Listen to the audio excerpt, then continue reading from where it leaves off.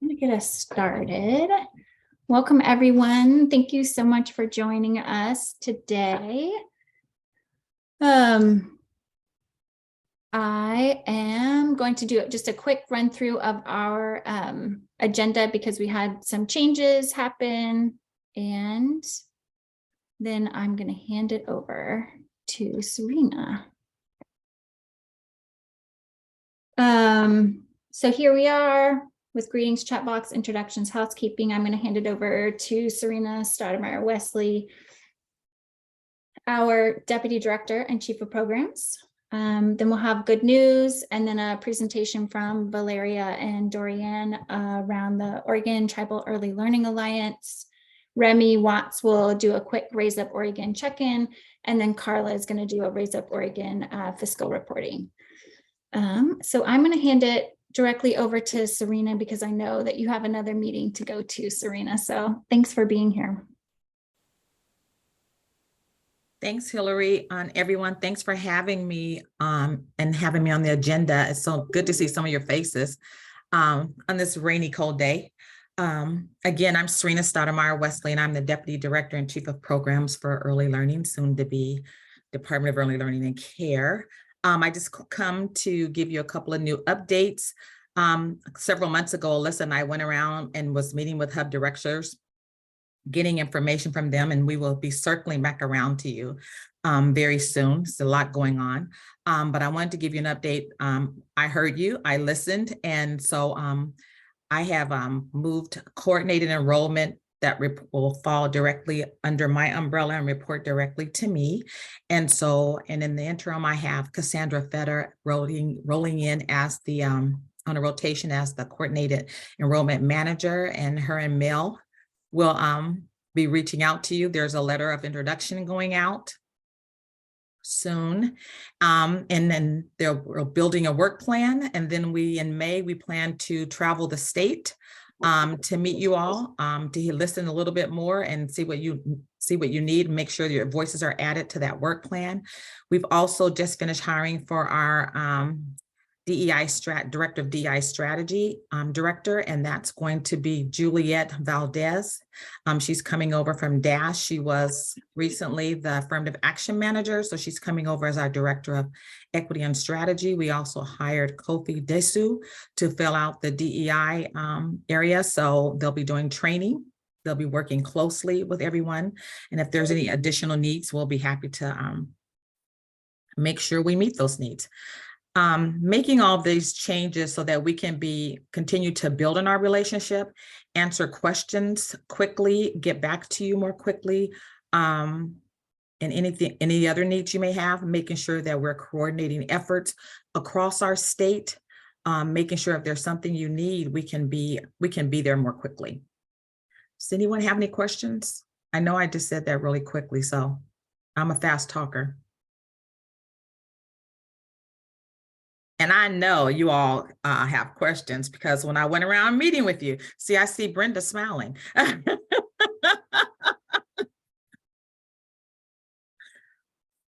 have a question. Okay. Hi, Serena, Michelle and Katie. And so I know there was talk about having these meetings that have directors from Head Start, Hub, I think maybe CCR&R, and then ELT or DELC staff. Can you just give us an update on what is happening with that, or what might happen soon with that? Yeah, we're working with Alyssa so that we can put those together. We've been a little crazy answering a lot of public records requests and standing up DELC, so we're running a little bit behind, and so I'm going to apologize for that up front, but we hope to start doing some of that in May. And that'll probably be around as we're starting to travel, bringing some things together so that we can do it quickly. Not that I'm rushing you all, and we're not trying to do it quickly to just have it be done, but we know that we're behind schedule, and so we want to get going with that.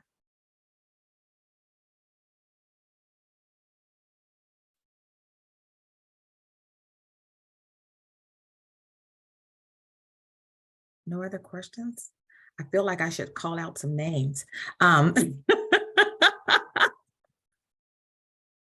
Molly? Hi, hey Serena, I have a question. Hey. And this may be the right place, I don't know, but I've sort of lost track of where we are with Preschool Promise since we now cover the same income guidelines as Head Starts, right? Am I right on this? Like they're doing SNAP at 200%, we are too. I am, Molly, I'm still learning, so I can get that Okay. question answered for you and get back to you with that. Is that okay? Yeah, and maybe somebody on the call knows and I'm just the last one to find out.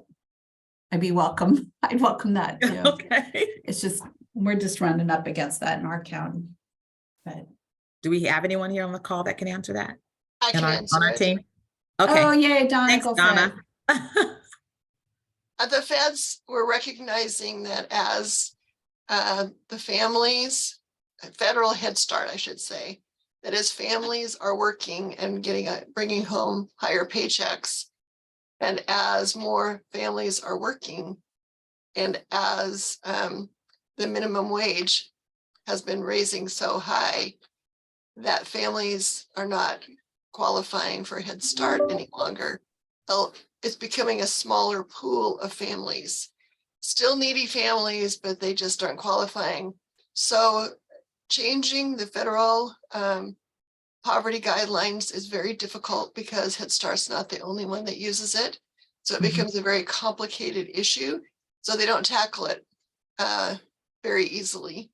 And so their answer to that is Head Start is now allowed to enroll families that are eligible for SNAP, which means that if they are 200% of poverty, they qualify for SNAP, but we don't have to capture their Mhm. income. We only have to capture the fact that they are receiving SNAP. So it has broadened the number of families that we can enroll. And hopefully we will not be under enrolled anymore. I love it. I think it's so smart to do. I'm just thinking Preschool Promise was always for those who just didn't quite qualify for Head Start. So can we bump it up? Like that's the gap we're seeing is Yeah. that's good. I'm down with this, Donna. That's the right thing to do for Head Starts. We're just seeing families that make a little bit more than that, but still can't afford any childcare or preschool. So that's it. We can talk about it later. That's okay. Yeah. Just Thanks, on my Donna, for mind. answering that question. Also, I want to say that we're also putting together a meeting, hopefully, I think within the next week or week after that, with all the coordinated enrollment folks. And then so please, if you have questions and you don't want to answer them now, you can answer them in that meeting that we'll be having as we're starting to go forward, because I really want to hear from folks and see what we could be doing better. Serena, I have a question. How is this discussion going to be different from the one that we had 4 or 5 months ago with you and Alicia? Are we going to get a set of questions beforehand so that we can be prepared? No, I want to hear from you all. What are some, because I already got questions from you all. You guys have already answered those questions. We have them and I can bring them back to you and tell you what those answers were. But also I want to hear, what do you feel like we need going forward? Where are some of the gaps? Where are we missing out? What haven't we addressed? What could we be doing better? And so I want to be very intentional when I meet with the group and to hear from them. Not just myself, but the team, Cassandra and Mel. I don't want to leave them out. And do you all know, you guys know Cassandra, right? Cassandra, you want to introduce yourself? Yeah. Or just reintroduce yourself, you and Mel? Sure. Good afternoon, everyone. This is Cassandra Furter. She, her, my pronouns. And last week and before that for a while, I've been the parent education, parent leadership coordinator, working with many of you on that space of work for early learning. And now I've accepted this position, a rotation, to be the coordinated enrollment manager and work with Mel as a teammate and under Serena's guidance. So we're really looking forward we are trying to get the cohort meeting set for next Monday, I believe it is. And Mel and I were working on the draft email right before this meeting, so that will go out shortly after this meeting today. And also, I've had an opportunity, Alyssa and Serena, a couple months ago, so we'll be looking at that to kind of make our next steps. But at this next cohort meeting, just an opportunity so that I can hear a little bit more about what's been happening, any successes that you would like to share, anything that you think that I need to know about right away to take immediate look at would be great.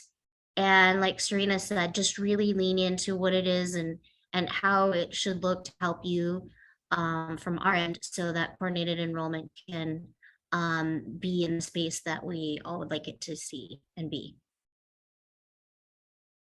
Thank you. And Mel, please. Yeah, so I am Mel Hanna. I'm the coordinated enrollment specialist to support and work alongside Cass and under Serena. And we're just excited. Cass and I have already met. We're just excited to learn from you on how we can help you. And we're just ready to get started and looking forward to it. And I'm going to have my equity lens on there, and I'm going to say they're not working under me. They're working with me and beside me as we're doing this work, all of us, always. And so again, how do we build upon what we have as we're starting to go forward? Let's start getting some things done, rebuilding our relationship. We've had a relationship for a long time. I remember some of you when I'm back in like 2012, 2013, when Kitzhaber was first breaking apart the Commission on Children and Families. And I was probably the first person in Multnomah County working with Joanne Fuller, Claudia Black, and those guys, bringing that all together. And so I am looking forward to the great work ahead. I know what it was supposed to be then, but what is it supposed to look like now as we're doing this work and going forward? Lisa, Donna, you guys want to add anything? Yes, I'm calling on you.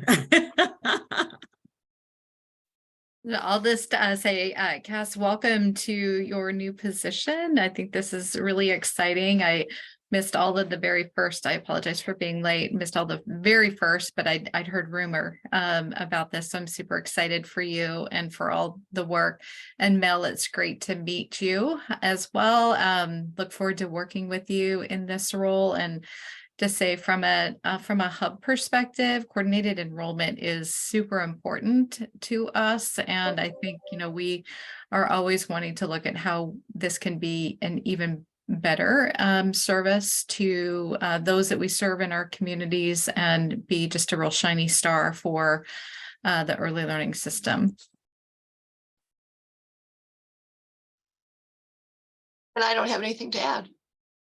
Okay. There was a question in the chat that I wanted to make sure everyone saw the answer to.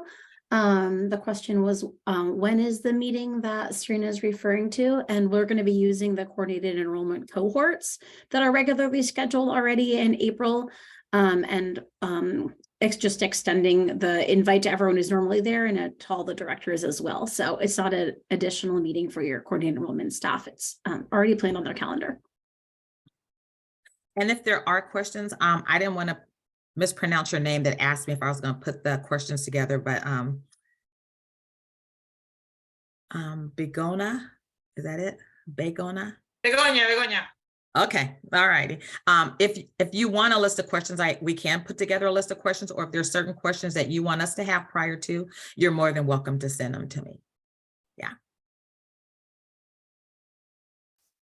Okay, since no one has any questions, I'll let you all. I have to jump to another meeting, but you're more than welcome to email me, call me, Teams me. I'm always available. So just don't call me after 9 o'clock at night because I go to bed early. Thank you. It's up really early. Yeah, I do get up early though, 4:35. It's the military in me. So. Thank you, Serena, for joining us and for. You're welcome. And thank you all. You'll be seeing a lot more of me. So yes, I look forward to working with you all.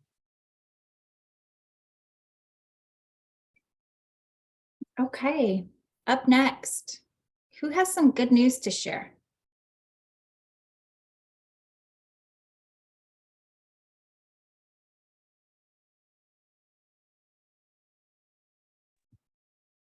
I can go.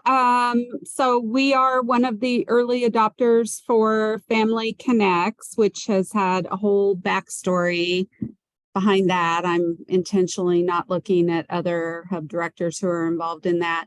But for a big kind of milestone for us, we now have access to do bedside recruitment in the hospital. And I think we're the first that our Family Connects program has that access. And so that's a game changer for us and a heartache off my plate moving forward.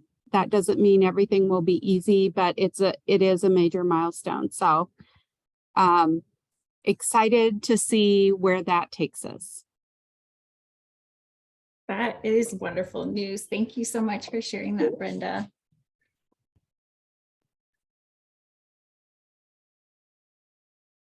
I know there's more good news out there. I'm going to sing a song in my head and make it really awkward till somebody comes off mute and shares. No singing, Hillary, no singing. Only in my head. I would just say, real success was yesterday in the House Education Committee, where the early literacy as part of the early learning 0 to 5 was part of the early literacy bill. The amendment, the -3 amendments that calls out specifically 0 to 5 was passed out of committee yesterday. There were a lot of people who were there to provide testimony. They had a really big agenda. So most of us didn't get called forward, that's the bummer part, but it was, everything was just very supportive of the 0 to 5 space and literacy overall. And then there was a lot of submitted testimonies. So I just want to say thanks to my colleagues who were able to do that. Really appreciate it. And really exciting to see that move forward to Ways and Means. Thank you, Lisa. And I just want to shout out, thank you to people getting back to us with KPI questions that related to that literacy funding. And all of the reports that we already had in were very helpful. As I've been saying to people, KPI is an area that we are frequently asked to report on. Internally and externally. So really appreciate having that information on hand and quick responses when Hillary needed follow-up. Really appreciate that. And though they're not here, but shout out to the team at PSU. They were super helpful and responsive there as well. Thank you, Dorothy. I was just going to jump in because you were encouraging people to share good news, or you would sing. Happy to have you sing, though. Yeah, I can get on mute. So two, I guess, good news from our region. One is, I think it was last week or the week before, myself, our CCR&R, and then two folks from community colleges. So we have 2 community colleges in our 3 counties, neither of which have an early childhood pathway or an early childhood degree program. And so we have started some new conversations, relationships to build towards a degree pathway for early childhood providers in those 2 community colleges, which is really exciting. And we have an amazing advocate out of Tillamook Bay Community College who's kind of helping build the structure to share with Clatsop Community College to bring them on board, which is really fun. So that's one big piece of good news. I think that I'm interested to see how that's going to go over the next year, 2 years, et cetera. And then we have a group of community leaders in Columbia County that are really motivated around addressing the childcare shortage and coming up with innovative solutions, including a small community credit union who is already building into their HR package a childcare stipend for their staff. And it's something super small, but it's this felt like something he could just do right away within his control, and then helping bring other business leaders on board. So those 2 things felt like big good news things. Yeah, those are great big news things. Just hearing, there's such a shortage, but having that workforce development and having something done right away to address those childcare needs. That's great. Lisa? Just to follow in Dorothy's footsteps about the educational pathways, we've been working, and actually this involves Yamhill as well. So Jen, I'm speaking for you too, through the Willamette Valley Wine Association Foundation. The 3-county area has been working really hard to really support those who work in the vineyards with early learning and at all levels, right? So it's providing more care, it's providing different facilities, it's focusing on the workforce, it's doing all the things. And so we've been able to sign on with Clackamas Community College, and actually Begonia as well with their work. And so we have room for 25, but we had 28 show up to attend the Spanish online program. So super excited about that, and just seeing people really engaged with their educational pathway. So that's super exciting. And then what was the other thing I was going to mention? We also had our parent education visit this last week from our OPEC funders, and that went really well, and just super excited about the expansion of parent education coming forward and what that's going to mean to our community. And we're really working hard as a community to make sure that we're prepared for that, including hiring some additional staff that actually could do some of the training, as well as getting more people trained in different curriculums. So very excited about that. What Lisa didn't say is that to recruit those 28 or 4 educators in our case, we only have between 12 and 10 and 12 days, and actually they are starting in a few days the classes. So identifying and recruiting them in such a short period of time was amazing, and now we know for the second stage of the RFA, thank you, Margie, that there is more, the need is way higher than the funding available and the opportunities available. So a lot of work behind the scenes. The other thing that I want to share is, oh, come on, we just finished the convening around Raise Up Oregon 2.0. We did 7 sessions, and we have over 100 people that participated. So now we are in the process of putting everything together to send it to you guys. It's probably going to be like 80 pages combined or something like that. So thank you for asking this task, because now it's going back to you, right? And the last thing that I want to share is some of our parent leaders are actually presenting at the next OPEX conference next May. And the topic that they're going to be presenting, it is parents as systems change agents. So I hope that you guys can participate as well. I just want to say something about the Wine Foundation supporting early care and education and higher education, probably the only in the nation. And I think we need to really track this closely and market. I mean, just talk about it, market it. Maybe this is something that can pick up around the state and around the nation, because we know there's funding there. That's really exciting. I totally agree. And then there's just this pure just guttural desire to make a difference for families, and including their staff. So I mean, it's just palpable all the way through, and it's been really fun to be a part of. That's amazing. I love hearing about all of this. Jillian? Yes, 2 things. Kudos to our county commissioners. They opened up a child care center at reduced rates for employees. It just opened up. It was with a child care provider, Roseburg Professional Childcare. And I'd love to see that discussed at the Association of Oregon Counties. I'd love to see more discussions about childcare and county commissioners doing something about it. And so that to me was a fantastic hooray, because it's a recognition that there's an issue and they're doing something about it. Also, I just wanted to say that for Raise Up Oregon, we had ODHS, Oregon Department of Health.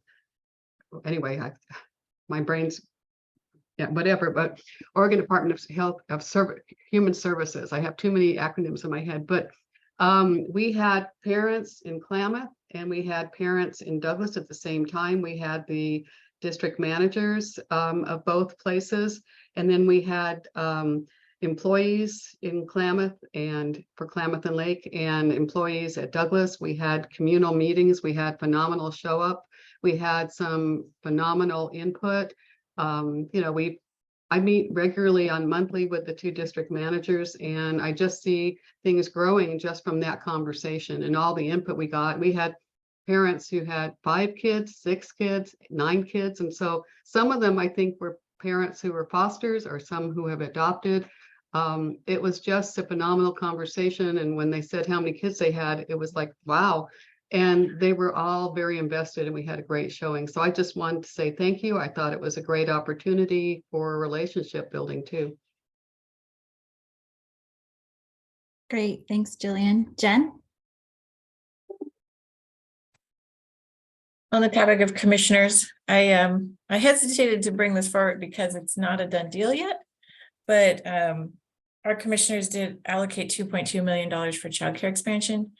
And I made a presentation with our CCR and our associate director on Thursday to and propose that they build a training center in partnership with a nonprofit in our community that's already built one center, and using a director that's really professional and established and knows the business side of things.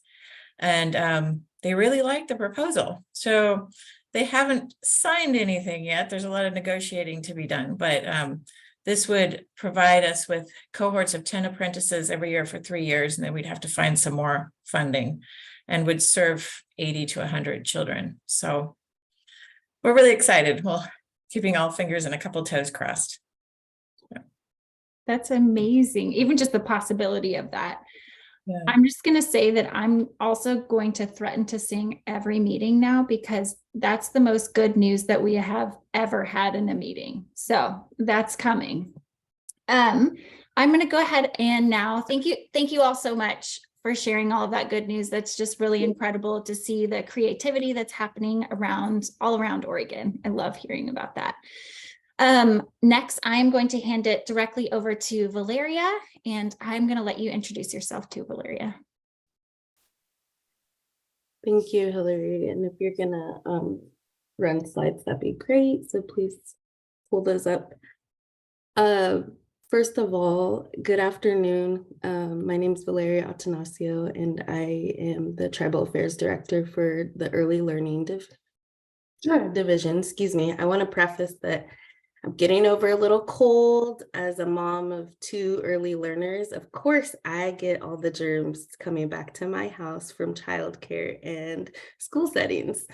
So I just wanted to preface that, let you guys know, but I'm here because I care and I want to share some information with you about the work of the Oregon Tribal Early Learning Alliance and our new office, which is being established with our new DELC transition, called the Office of Tribal Affairs.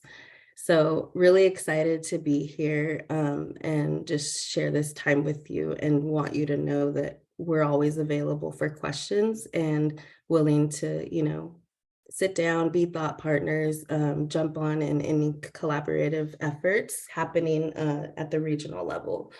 So let's go to our next slide here. Here's just a little bit about me.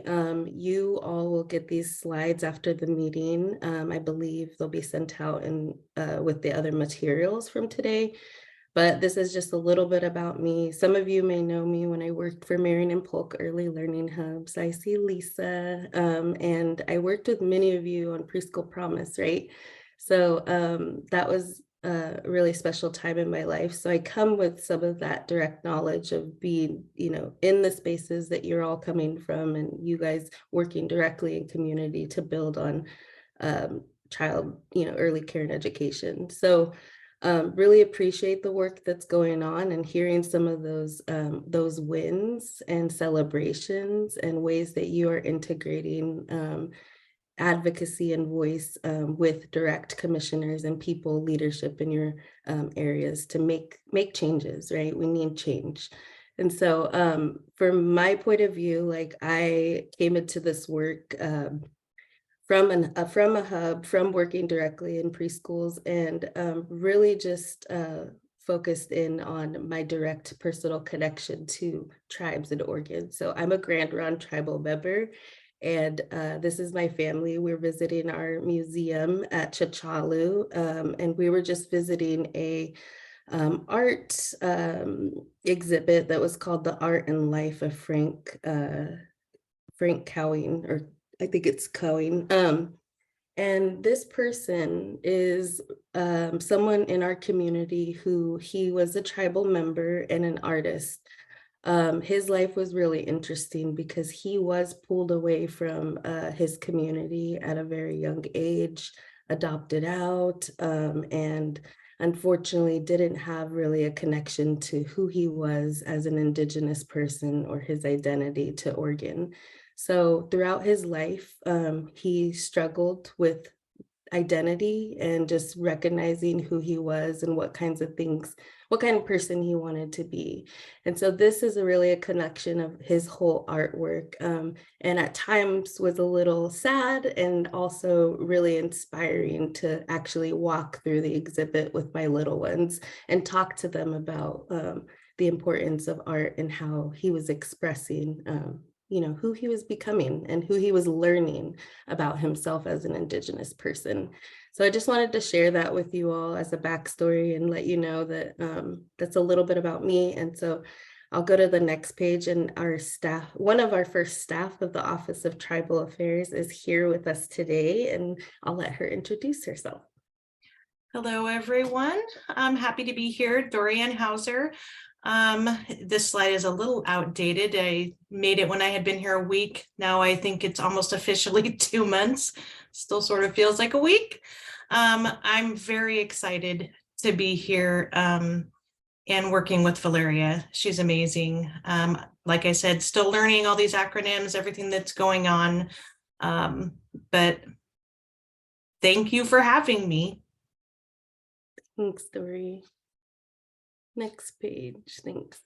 So I wanted to share a little bit about our story. Some of you are probably not new to the history between tribes in Oregon, and specifically the state education department and ELD.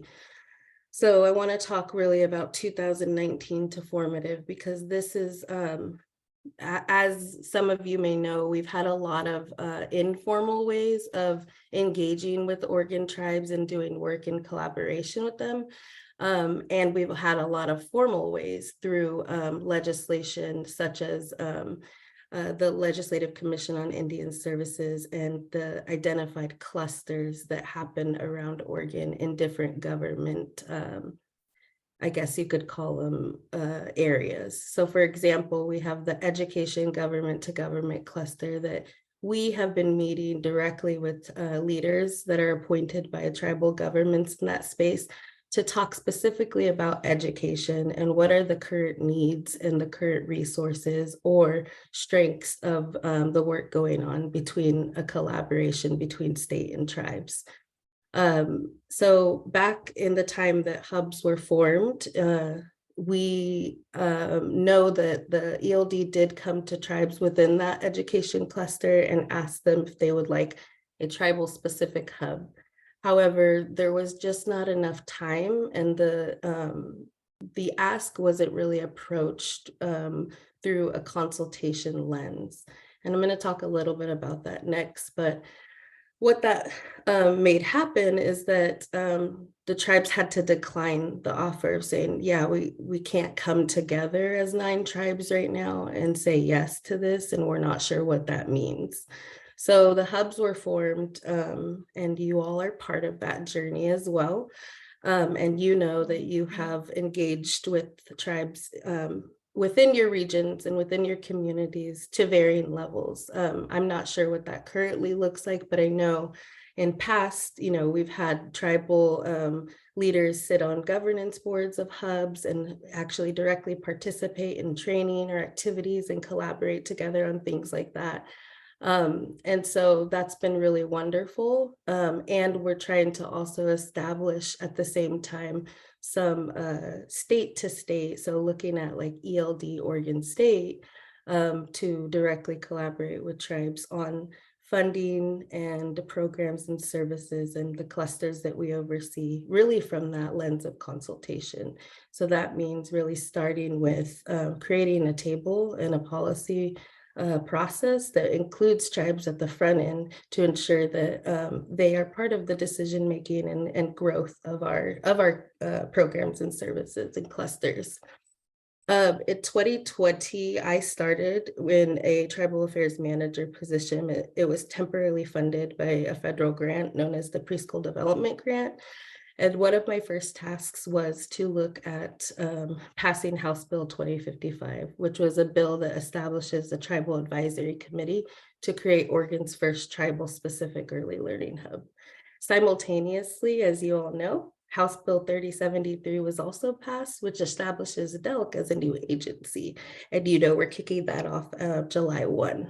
In 2022, it's important to note that we actually ended up going back and revising House Bill 2055 because in the short session, because there was membership to the committee that wasn't really reflective of the government to government consultative approach that we wanted to take.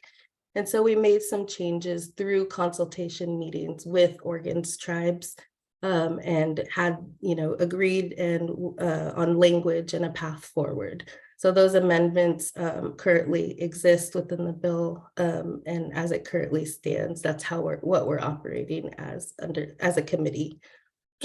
In addition to that, in the short session, we were able to propose a budget to our legislature to sort of give them a clear picture of what it would look like to do the work as DELC as a new agency. And some of the things that we were able to get in that were expansion of tribal affairs staff so that there was more people and more capacity at the state level to do the work that really I've been doing, and in combination and collaboration with some of my colleagues here today as well. So that was a really big win for us. And so going forward, just want to share that we have, the committee has been working really diligently on building the Oregon Tribal Early Learning Alliance. And I know that we've referred to this in the past as the Tribal Hub, but it is actually now going to be formally named the Oregon Tribal Early Learning Alliance. And then let's see here. So as you know, DELC becomes its own agency, and with this new agency structure, we're launching our new office, which include more supports in this early care and education area to directly partner with the 9 federally recognized tribes and promote and improve our government to government consultation and our processes. Next.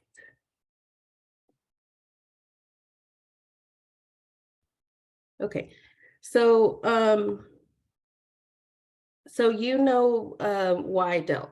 I know you've heard that message before, so I think we just skipped over that part a little bit, but we are really hoping that launching this new office in particular will be a way for us to continue building on the existing resources that we have. So we couldn't do this work alone, right? We know that as a small team, growing from just a team of 1, and now we're currently hiring as well for an OTELA liaison. We're growing just to a team of 3, right, for an organization becoming DELC. So we partner really closely in our efforts to be centered in sovereignty and tribal consultation with the following folks. So we partner with our Early Learning Council. We work directly with that Tribal Advisory Committee. We have a contractor out of Cayuse right now that's working as a facilitator, and they're working on some communication strategy with us for this. And then we actually have a designated person who reports back to our Legislative Commission on Indian Services to keep them aware and informed of the work that's going on within the committee itself. And obviously, we work closely with the Office of Indian Education, being that we've been a part of ODE for this long, and now we're moving into our own agency. And as you know, other community partners and advocates like hubs, like other state agencies, have helped us along the way as well.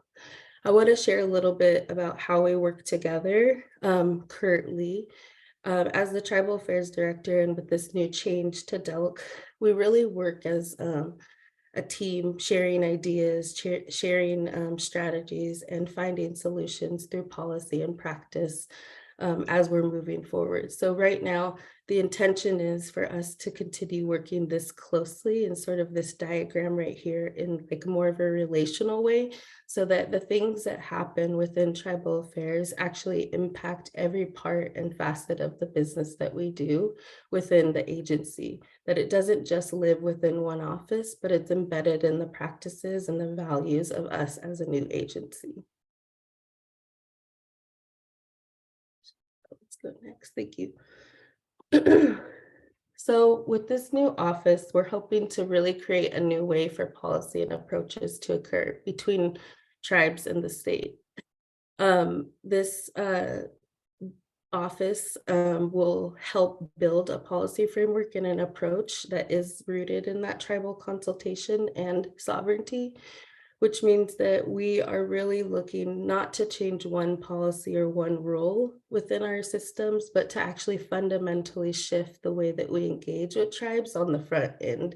And by instituting this new office, we will be able to do that more collaboratively and through lots of conversations and consultation with each of the 9 tribes. Some of the things that are happening, I want to just call out in relation to like policy or rules is with the Oregon Certified Child Care Center rules revision process that's happening. We are adding some additional language to those safe sleep rules that include this language right in front of you.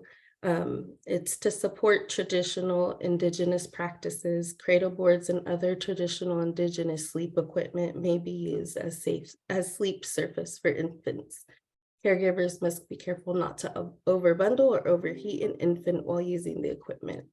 So some of you may be aware that tribes, we use different ways to practice putting our infants to sleep.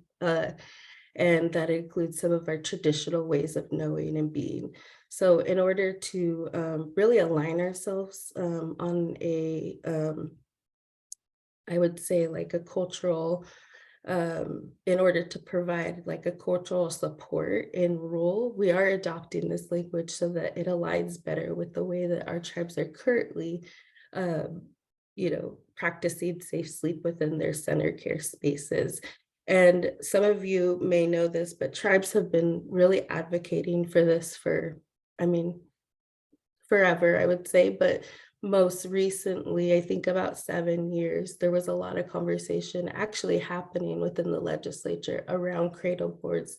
And there was a sentiment that there wasn't enough evidence or there wasn't enough data to really point to traditional Indigenous cradle boards or other sleep equipment as safe because of the way that data affects Native American populations in particular. So we're able to actually take what we know about cradle boards and their safety and the ways that tribes are currently instituting these practices and kind of revitalizing these practices within their communities and just support that through some of our language.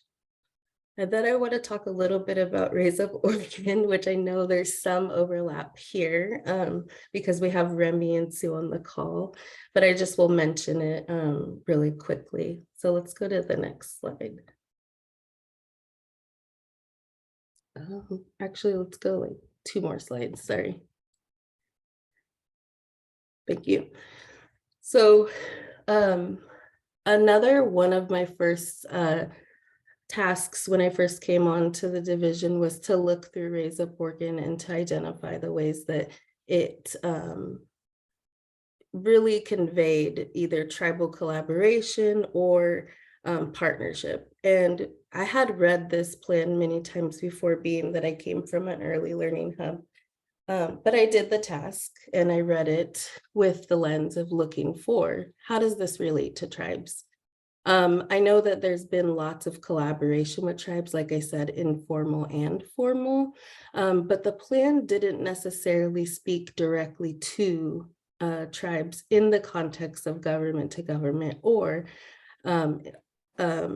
tribal sovereignty in the way that we hope we strive to make sure that happens this next iteration. So we are creating a couple new objectives and goals around this to ensure that that's there for our tribes. And I will also mention that there are going to be additional points. For example, at the end of this month, we're going to be walking through the entire plan with our tribal appointed committee to really go in and see how can we continue to embed practices and embed language that supports tribal, childcare and tribal people who are providing childcare within their communities, the agency and the support to be able to practice some of our Indigenous ways of knowing and being. So that's just a preview for you. There's another one on the next page if you want to just quickly go over it. Or go to the next slide, excuse me. Oh, okay, you already did, sorry. So that's kind of what I wanted to share with you so far, but I want to take a quick, where are we at on time, Hillary? I think we probably have about 10 to 15 minutes. Okay. I don't think that's quite enough time to do this, but I can share the Jamboard in the chat with you all really quick. And I would appreciate any kind of feedback or any kind of ideas that you may have. It's just a simple activity with 3 posing questions. And if we could click on it, Hillary, and share really quick, I can just at least talk about it and then you can go to it later. It doesn't have to be right now. Thank you. Maybe starting on page 1. Thank you.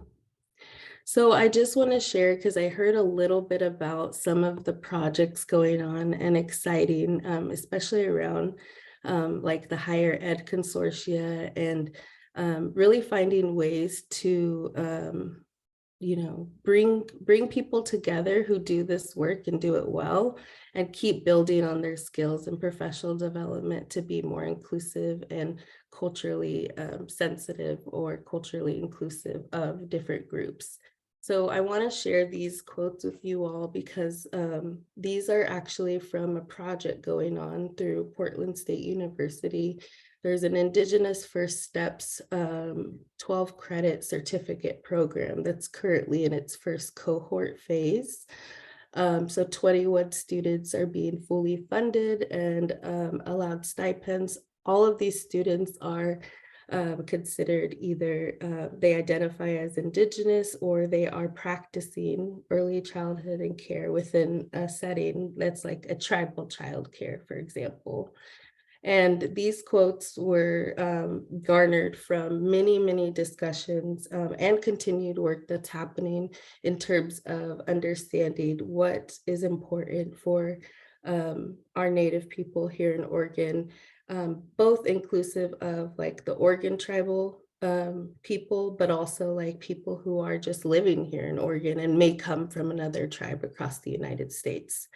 So these are some really interesting and I thought thought-provoking quotes, and I included some questions there for you all to just, chime in and share like how can we support that either at the state level, or how can you as hubs support that within regional areas to just, increase again the understanding around some of the history, some of the contemporary ways that our systems affect families and children, Indigenous families and children.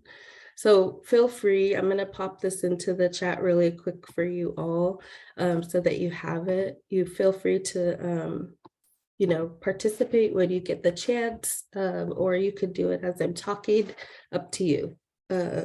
Popping that in now and let me know if that link doesn't work for whatever reason. And then we'll go back to the slides. Thank you, Hillary. So the Oregon Tribal Early Learning Alliance. I just love this picture. That baby is just, I just want to squeeze that baby.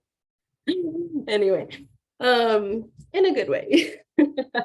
So I want to talk a little bit about the Oregon Tribal Early Learning Alliance and really know, just some positive ways that we've been able to continue this work in building the Oregon Tribal Hub. Next slide. So some of our process and highlights here I want to include to talk with you all about are, since we've established our committee in October 2021, the Tribal Advisory Committee has developed a committee charter and process for decision making. They continue work on co-designing and co-creating OTELA implementation, and they're building a communication strategy as this new entity also develops. They have, I think at the end of this month, they will have finalized like a logo and a what's called a visual identity guide that then will be distributed and shared with all of our systems in order to, again, promote collaboration and promote ways that you all can connect with what's being built within this scope of work. And how it may relate to a lot of the work that you are all doing at HUBs. So during the 2022 legislative session, I had mentioned before that we were able to secure 2 board permanent positions to create this new office. And our hope is to utilize one of those positions as direct support for the OTELA project.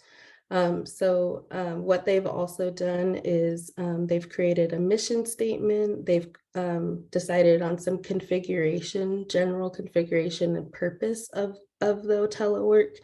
And they've also decided like staffing and website and some of the reportable metrics or data that they would like to see come out of this, that really all of our communities and systems could utilize to help inform their decision-making when it comes to serving tribal children and families. Next. So this is a little peek at the mission. So the mission of OTELA is formed to honor the government-to-government relationship between tribes and the state through the provision of resources that uphold tribal promising practices. Early learning and care professionals are empowered to provide tribal children with culturally responsive and language-enriched educational experiences. The purpose is really to promote and maintain that government-to-government relationship with tribes and DELC through the continued consultation to identify and eliminate barriers, increase funding opportunities of tribes, and enhance state processes and qualities of services reaching tribal communities. We've been able to engage with each of the 9 tribes, so they currently have, our tribal governments in Oregon have appointed 2 people actually to this project so far, and have a continued interest to when OTELA actually becomes its own organization and entity, they will be appointing 1 member for each of the tribes to continue as sort of like a governance board and decision-making kind of board for this work. And so we are really hoping to see more growing resources in this area. We know that our funding level with just dedicating that 1 position to it, but also having only a little bit over $500 million for 9 tribes to split is not a lot of money. So we really want to grow out our resources and our ability and potentially collaborate with some of the existing systems and partners that are currently in place to make sure that more is being done around, creating a vision for Oregon's tribal children and families. Next. Some of the next key milestones that we're wanting to meet are to define or to really solidify that data and metrics. So there's a list of metrics that tribes have identified, or data points that they've identified that they think would be really helpful to the work of Otella. Those include like number of licensed providers, enrollment wait lists, curriculum available, what kind of kindergarten prep parent education or language and culture activities are happening within community. Some of the data we know is held by tribes, and some of the data is held within like our early learning hub systems, for example, of like what really is available at that regional level and community. So we're walking through right now just some of the strategy with DELT going forward on research and data and finding ways to kind of align that.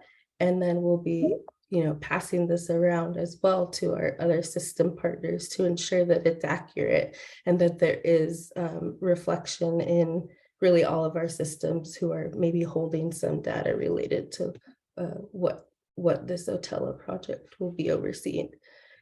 And then the next key milestone is to really launch an entity. So launch that organization and launch also a website along with that.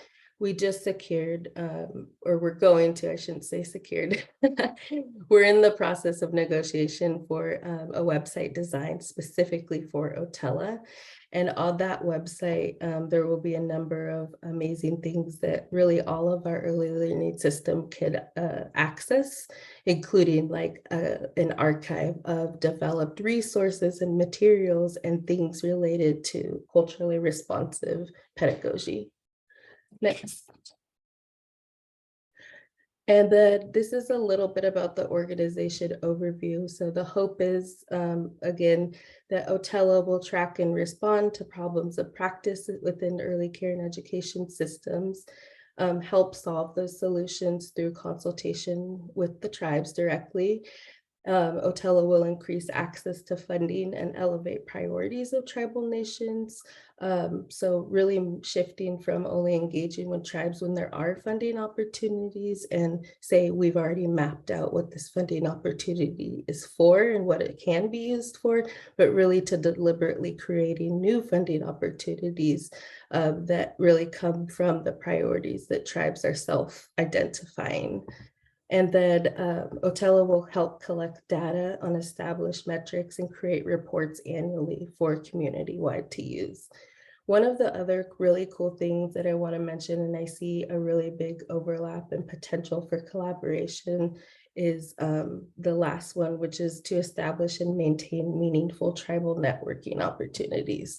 So we know like currently it just happens, a lot of it maybe informal or formal with some of the hubs here in Oregon and other organizations like CCRNRs. But our real hope would be to create something, and I'm already thinking maybe a conference annually or maybe a biannual meeting. So 2 times a year meeting where we're bringing together these tribal community programs and our other early learning system partners just to learn from one another, share ideas, and do some of that networking on the spot for collaboration. Next slide. Excuse me.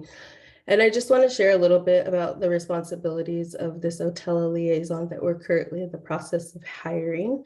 And these really responsibilities and expectations were defined within our tribal advisory committee and what they're hoping to get out of this position and how it will help really create more, like I said, resources and support for this work. Next. And then here's a little bit of the governance structure. So we see here where the Oregon Tribal Early Learning Alliance kind of is situated. In September 2022, the committee met in person in Portland to work on this and the implementation plan for Otella. So this is how they are kind of redesigning or imagining that governance structure and for how our systems will work together. And as you know, this really affects all of all of our system partners in a way. And that's the hope, is that we would continue to build on what already exists as promising practices and remove some of the barriers that we know have caused friction or issues for tribal in terms of policies or rules.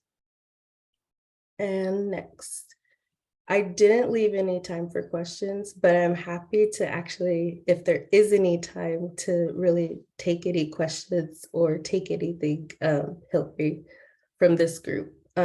Really excited to just share some of this work with you. And I want to also let you know quickly that there will be more consistent communication as we get those communication strategies together and finalized. So there will be a way for you all to continue being informed of the work and then finding connection points for when there will be invitations, right, to bring some of our hubs into the work and to bring some of what you think and what you've experienced within your direct communities as it relates to tribal affairs business.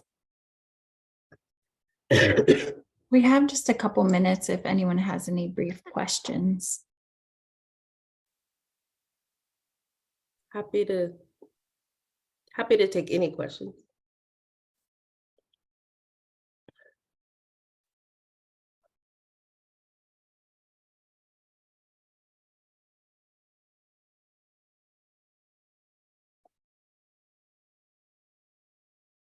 I'm really glad this work is moving forward. It's more of a comment. I don't have any questions, but it's exciting to see this take shape. So thanks for your work. Thank you, Lisa. Appreciate that. I have a question. Mhm.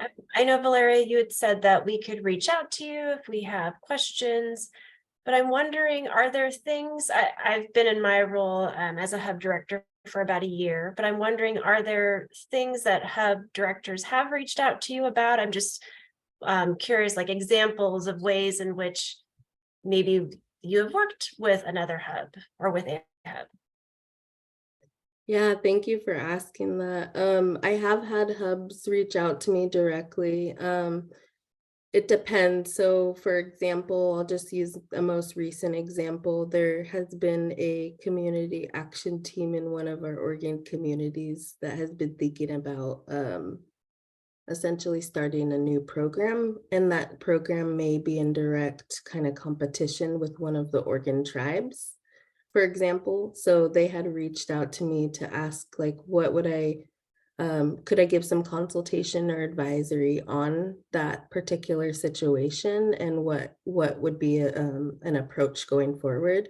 So those are the kinds of things that I've jumped in on, really hands in, and said, yeah, like, let's schedule some meetings where I can be a connector and help have those conversations with some of our tribal partners, key partners in the area, and then be communicating back and forth. But oftentimes I will try to just directly connect people, because I think when we can have those face-to-face conversations and we can actually get to like what's driving maybe a decision or a need in a community, we may find that there's actually more than one answer to resolve what that need is currently being identified as. And so we're still in the process with this particular situation for having a formal sit down in-person meeting. But I think we will reach, already with what I know about the situation, I feel like we're going to reach some really good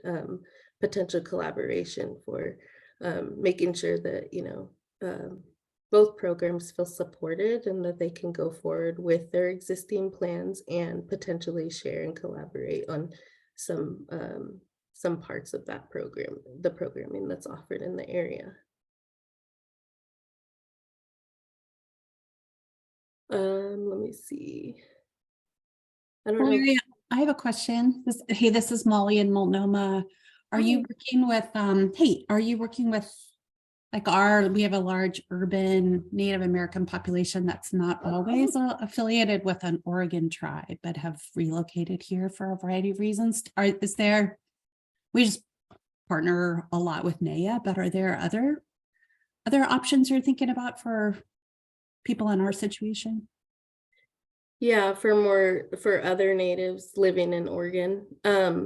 Certainly. So this particular Otella partnership is really covering, I think I've shared this in a past hub meeting, our direct partnership with the 9 Oregon tribes. However, we do see, that there is a need to ensure that there's expansion of services across the board for just this population, so Native children and families. One of the ways that we're doing that is we connect really closely with the Office of Indian Education, who's in their revision phase as well for their American Indian Alaskan Native Student Success Plan. And so we're actually building joint goal with them that encompasses early learning and sort of like what is that bridge between early learning and K-12. And what do we want it to look like for specifically this population of American Indian Alaskan Native youth to ensure their continued success and even in their, even in their, as they transfer into the K-12 public school systems.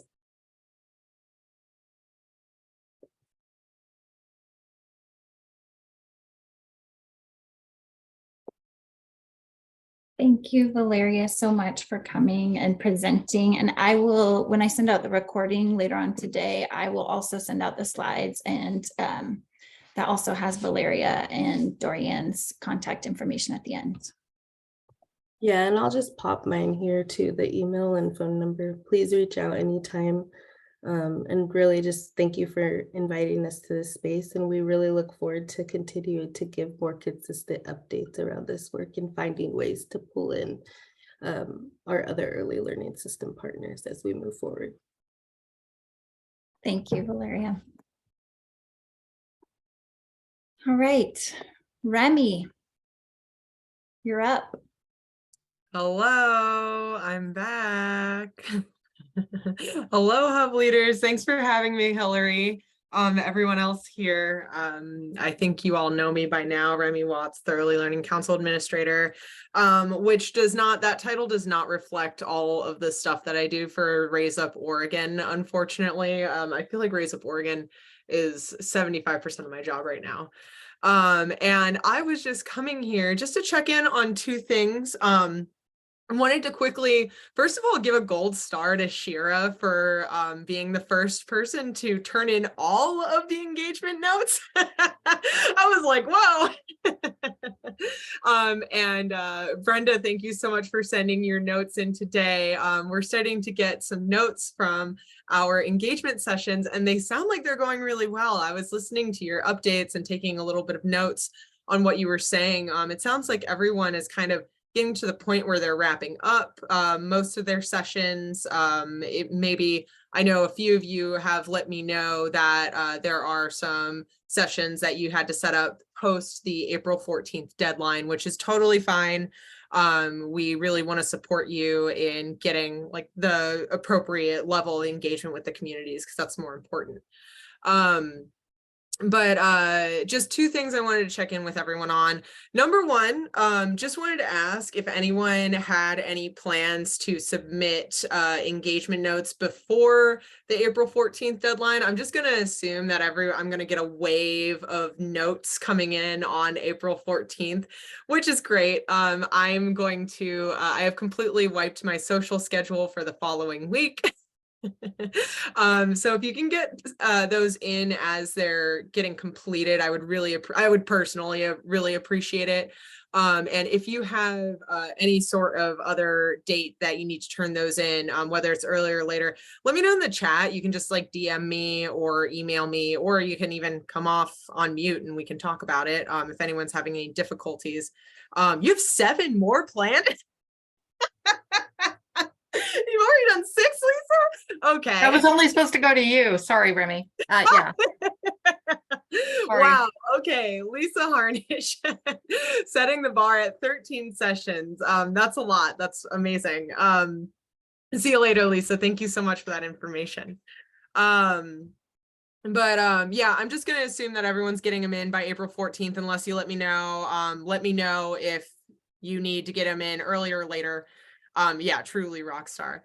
And then just the other thing that I wanted to check in about, and I think you've probably gotten an email on this already, but you obviously are a large part of our multi-pronged engagement strategy. We've got the early learning hubs doing focus groups with families and providers. Right now, wanted to make this alert to you and then also ask if you would be able to distribute this opportunity to your networks. We've set up on the website, if you go to just the raiseuporegon.com, or sorry, Oregon Early Learning, arning.com/raiseuporegon. If you go to that site, oh, of course, it's not going to link because I didn't put the HTTP in front of it. Okay, here, let's try this one now. If you go to this website, and now it's not copying and pasting, sorry, y'all. .com/raiseuporegon. Okay, if you go to that website, you'll see, and you've probably been there since we've updated it, but you'll see that we've got the plan in 6 different languages. And now we have an engagement form in 6 different languages. So it's just a super, super straightforward form where anyone can submit comment. That includes you. You're also welcome to submit comment to me via email. But anyone, this means like any of your system partners, community-based organizations, employees there, parents, families. It's just a really broad engagement opportunity that we're trying to get the word out. And we're asking all of our system partners to, I know that you probably have some sort of weekly email, a monthly email where you insert some sort of messaging platform to your networks, where you have like some news and updates. And I'm hoping that you would be able to include some copy about the Raise Up Oregon engagement opportunity within those venues. So here, let me just screen share really fast. I'll just open up the website really fast because I like the website. I worked for a long time on it, so I'm hoping that people will go and use the community engagement feedback form because that was fun to build.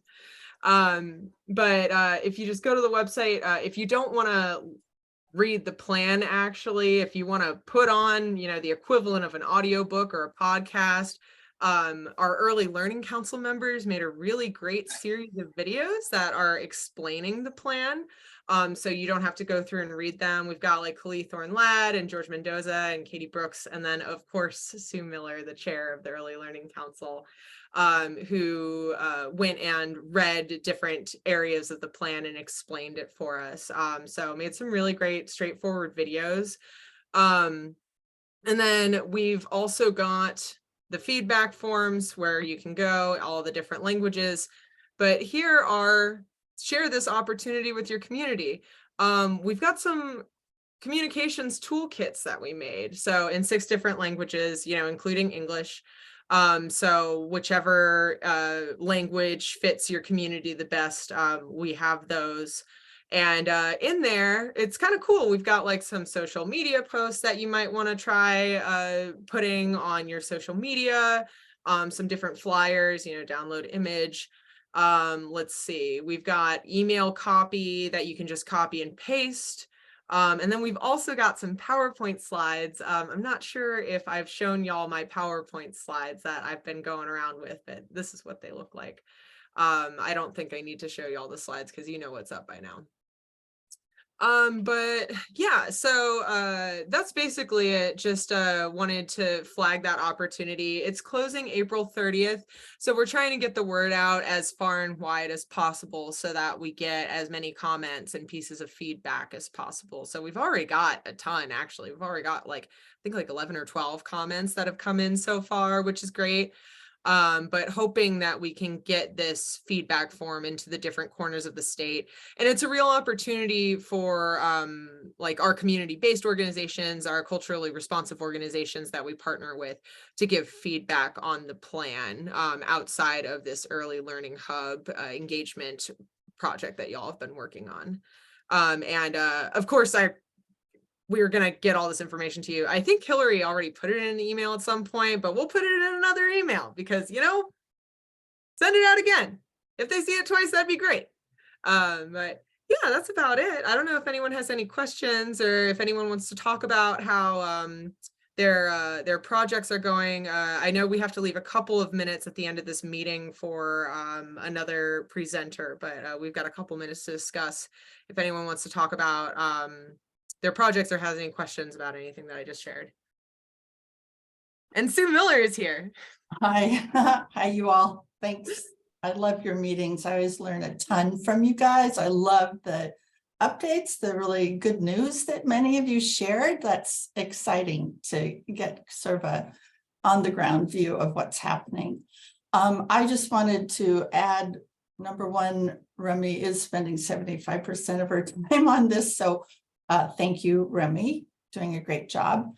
And I want to also thank Dorothy, Begonia, Kelly, and Renee, who have agreed to come to our next council meeting on April 26th, I think it is, that Wednesday, to present, representing hubs and serving as a panel with the council, so we can hear firsthand about the community engagement that you all have been involved in. So the four of you who are coming, and some of you are actually coming to Salem, it's going to be a optional, you know, virtual or in-person meeting in Salem at the division offices. So those of you who are coming to join us in person, it'll be really fun to see some of you after several years of not being together.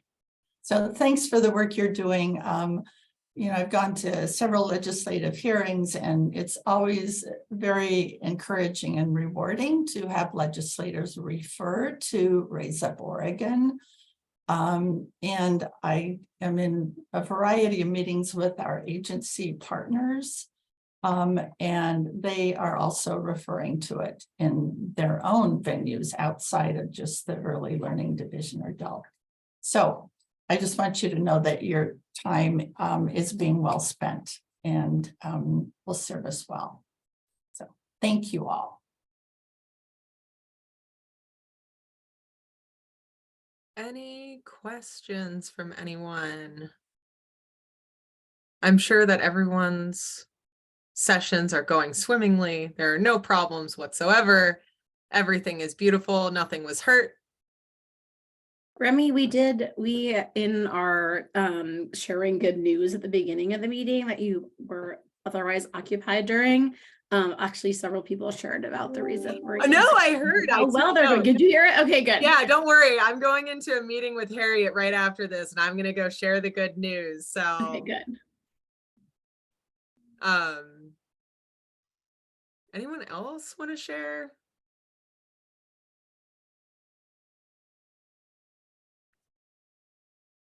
Well, I got to go to one of the Elm sessions yesterday, and oh, did you?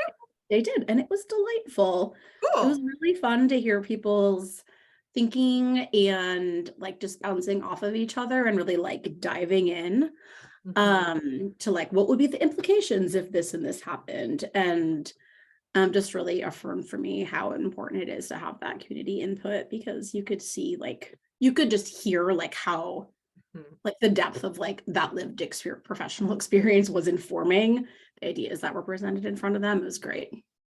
Yeah, I totally, whenever I schedule something like what y'all are doing right now, just like the scheduling is just so annoying. You've got to get everyone all together. You've got to do all this Outlook stuff, but then you get to that actual conversation and it makes all of that administrative setup worth it. I like the conversation is always so meaningful and so cool to listen to.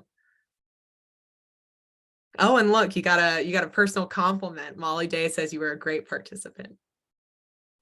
Yeah, people were afterwards were like, we didn't know she was government. We would have been more careful. Like, no way, whatever. Exactly. Not around Carmen. Let it roll. Okay, well, you know, you have my email. I'm looking forward to hearing from every one of you. And before I leave, I wanted to give a personal congratulations to Renee Brandon because the Early Learning Council had a business panel last meeting. Joth Ricci, the CEO of Dutch Brothers, was on our business panel, and Peter Buckley recruited him to be on the Southern Oregon Early Learning Hub. So hoping that means free coffee for all of the Early Learning Hub employees at Southern Oregon. That's great, Remy. Thanks. Yeah, we're connecting with Joth. I think next week. Yeah, should be. Oh, really? Interesting. Oh, Yeah, wasn't backlist. Oh, That's great. yeah. Oh, cool. I'm gonna be so jealous. You've got to get over stickers all the time and think of me, Renee. Thanks. Okay. Well, I'm looking forward to hearing from all of you. Y'all are great. Honestly, all the stuff that we've been getting back is you are going above and beyond my expectations with this. Like, this is really, really awesome. So I'm really looking forward to seeing the rest of it, and more emails from me soon. Thank you, Remy. Thank you, Sue. Appreciate you both. And now we have received one question from about Raise Up Oregon reporting for funding.